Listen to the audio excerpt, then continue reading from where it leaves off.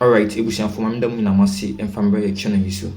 Medo bibiasi ediba ye channel yiso. Na masel say notification button ehun hia me ye pa obetene ne on. Say the updates bebe bia onso nsa be den e be ka no ahwe.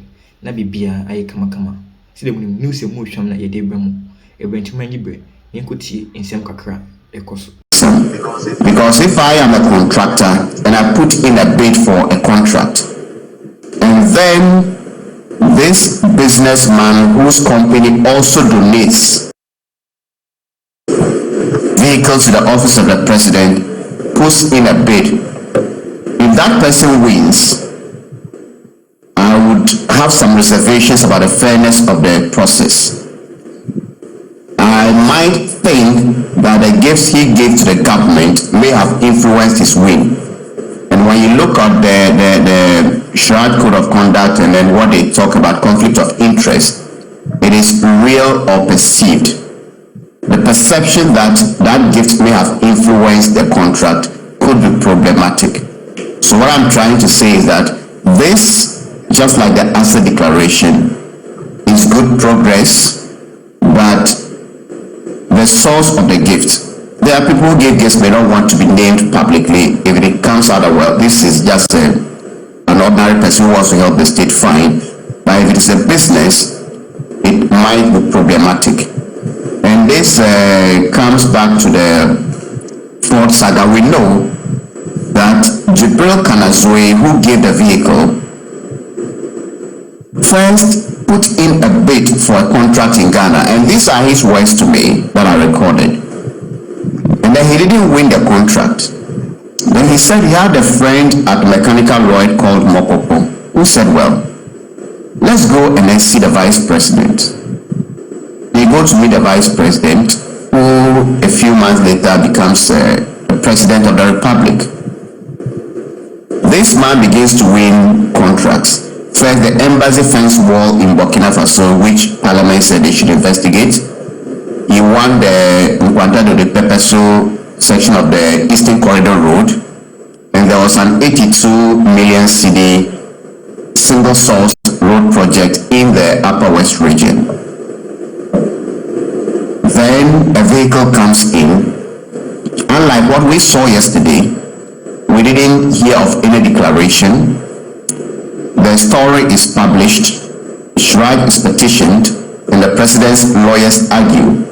But the president was on a campaign tour when the vehicle arrived, so he returned around November 2012 and said it should be added to the presidential pool of vehicles. It was fitted with machine guns and added to the security detail of the president.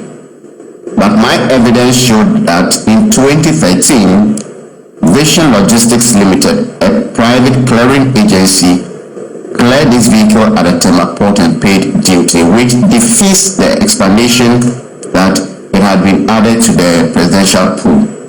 I don't think a vehicle with fitted with machine guns running duties for the president in 2012 would go back to this process in 2013.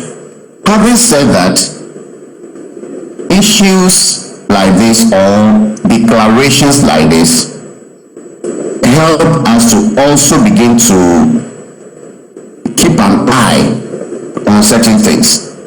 When transparency in itself doesn't naturally translate into the fight against corruption, transparency gives people enough information to ask the necessary questions and hold people accountable.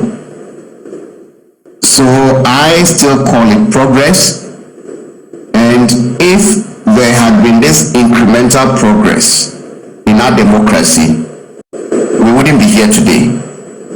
So despite the lingering questions, I would score the president highly.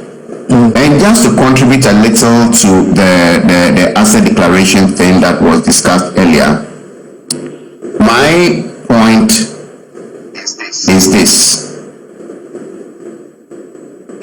If everybody is encouraged to comply by laws like this, it also helps those of us doing investigations. It helps the state investigative bodies, despite all the flaws of these laws, to be able to do their work well. I have done stories that, for instance, the PPA and others, I did a story of Sir John, and when they started investigating, they realized that assets were not declared. And people were saying, well, Sir John had worked all his life. And he said that he couldn't have got ABC.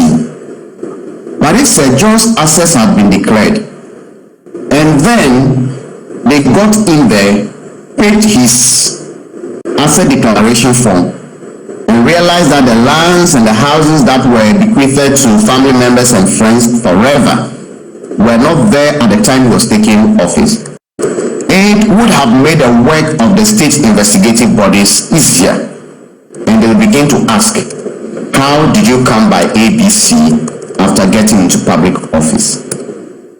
So these actions may seem as though they are not enough, and we cannot have enough, but I think we are making some incremental progress, which we should applaud the president and then call for more.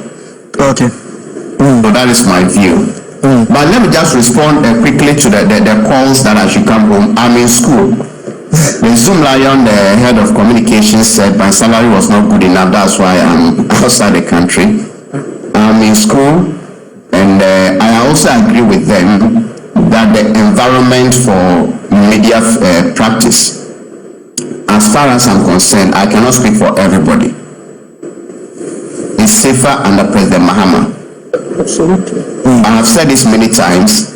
And the other thing that also even makes it heartwarming is that today, the journalists at the Fourth Estate who did this story will be so happy and empowered to do more, because they know that doing stories like this will bring some impact, and there is some fulfillment in that. So press freedom is not enough, but when duty bearers are willing to act on investigative works, that alone gingers many others to do that.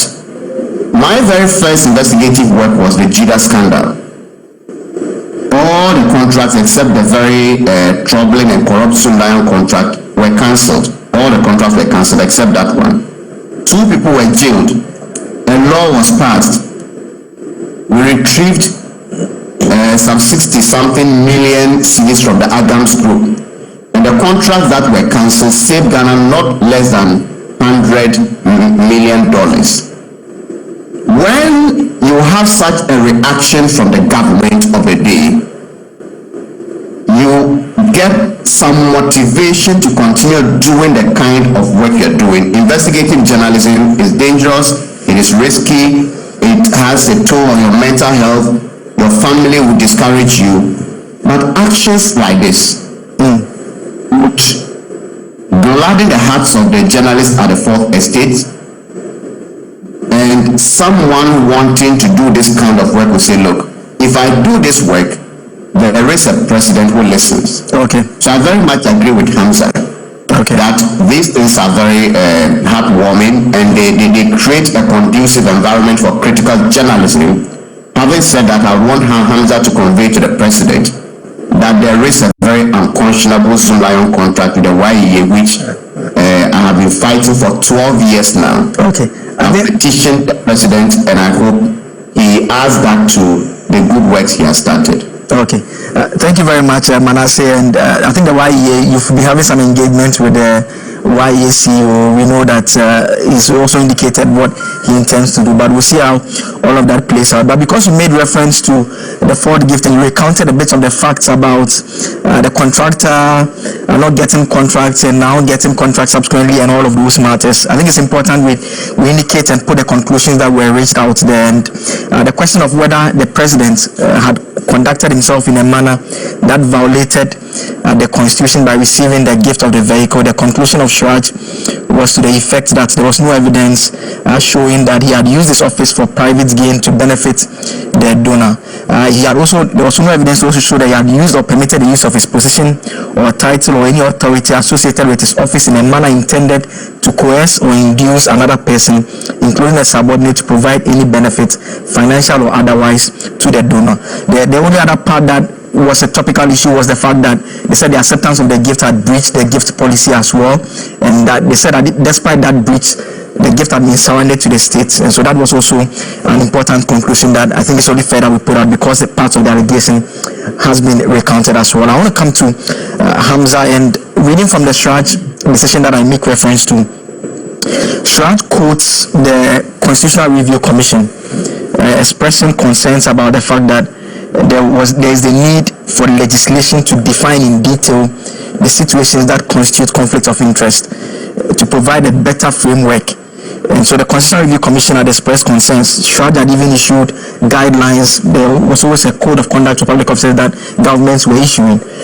The question is there a reason why maybe we are not thinking along those lines, but once again we are still going by way of the guidelines, as against perhaps having a robust framework in place that regulates every aspect of public office with sanctions well spelled out, as against the code of conduct line that we've been throwing all along? Before responding to that question, let me quickly draw the attention of my dear brother Manasseh to activities at the port. For those of us who in one way or the other have business transactions around that sector, we know that unfortunately there are so many ways you can get your goods cleared without actually paying the duty instantly, only to get back to go through the processes of getting the duty paid. So if you have a vehicle that has been imported into the country and presented to somebody as a gift in 2012, and your investigations reveal that indeed, as far as the documentation is concerned, the clearing was actually done in 2013. If you are familiar with the unfortunate practices at the port, you would know that this is not something that should come to you as a surprise. So I would have expected then, maybe those days, my brother to have directed his attention to the activities, especially at the Ghana Ports and Harbors Authority, when it comes to issues of this nature, because these things happen. So the fact that the presidency indicated to you that the vehicle was presented in 2012 and your investigations at the Ghana Ports and Harbors Authority indicate that it was cleared in 2013, does not mean that the presidency in truth did not receive the said vehicle in 2012. These are some of the issues we need to look at, especially when it comes to the operation of our states.